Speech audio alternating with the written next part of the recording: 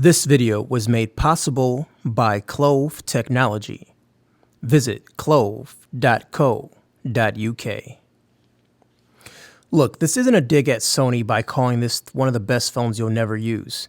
It's just really hard to get this phone over here in America. After AT&T and T-Mobile stopped carrying Sony a few years back, and if you don't plan on importing, then well, you won't have one of these.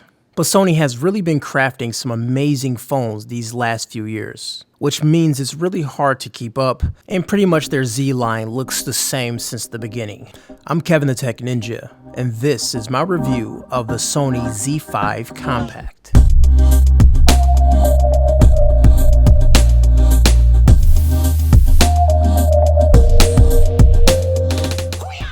The Z5 is a beautiful phone, one of the best looking phones out there if you ask me. The device is a premium feeling phone with metal edges holding it all together, and it's really square.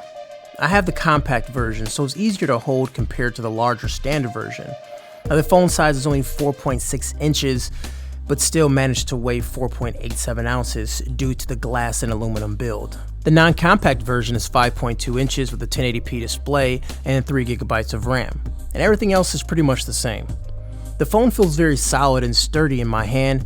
The edges are tapered a bit, which does not totally get rid of that blocky feeling, but it's still not that bad to hold. The compact is a bit too small for me, but it's perfect for people who wish to have a smaller device, and it's also ideal for one-hand usage. One unique thing about this device is that it has a fingerprint scanner on the power button. In theory, it sounds good, but conceptually, I have issues with it reading my fingerprint.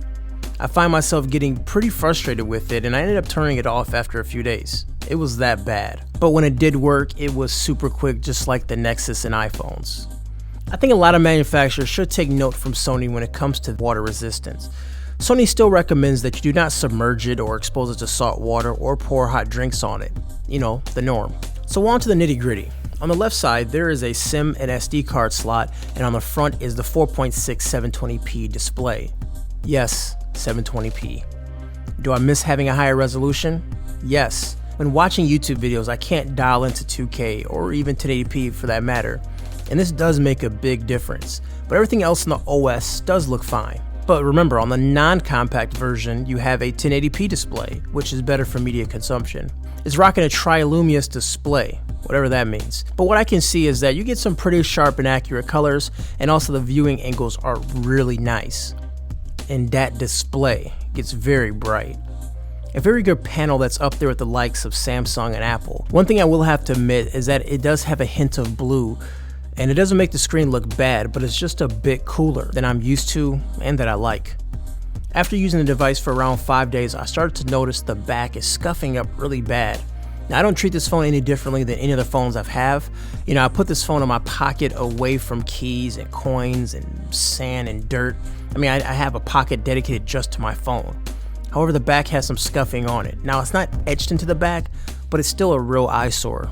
Although the phone is somewhat rugged in design, by it being water resistant, the scuffs on the back is a big eyesore that detracts from the overall value of the phone.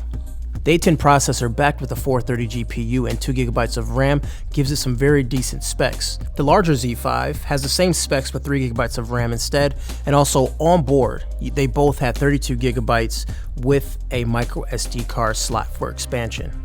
As far as sound, Sony has the dual front-facing speakers, which can get really loud, but they quickly lose that premium sound once you pump the volume up around 80%.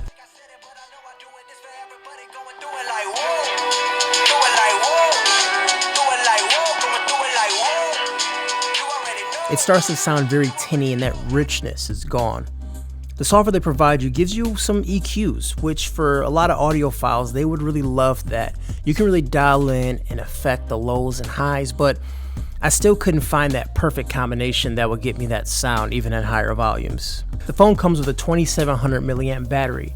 Now, for a phone this size and this low of screen resolution, you can get a lot of battery life. I was able to get more than a day, which is really nice. And in my usage, I got about 4.5 hours of screen on time, and that lasted throughout the day. Now, I did a few benchmark type tests, and I got 6 hours of screen on time watching YouTube videos over Wi-Fi, but as always, your miles may vary. Also, it does have quick charge, and that lets you get back full in about an hour and a half. The camera on board is a 23 megapixel Sony Xperia RS sensor, and this gives you 4K recording as well. It's a Sony, so that means images are good, right? I was actually disappointed, and this was the worst Sony camera I've used in a long time. I'm not sure what went wrong here. I mean, it's not terrible, but my expectations for Sony is a lot higher now. Now it does do 4K video, but it overheats. Just like the RX100 Sony camera, doing 4K video on such a small body is really tough on the hardware, and it shows. It overheats in about 5 minutes of recording video in 4K. The software on board is Android's 5.1.1, and Sony has not been known for updates, so it's quite possible that you may be stuck with this iteration of Android. But Sony does throw in a lot of cool softwares on there, like the PlayStation apps and EQs and a lot of other stuff you may or may not use. I found it really helpful, but sometimes some of the software got in my way. Premium feel with premium features. Although it's not perfect, it's still a solid phone that will be great for many people. Is this the phone for you? Let me know down below.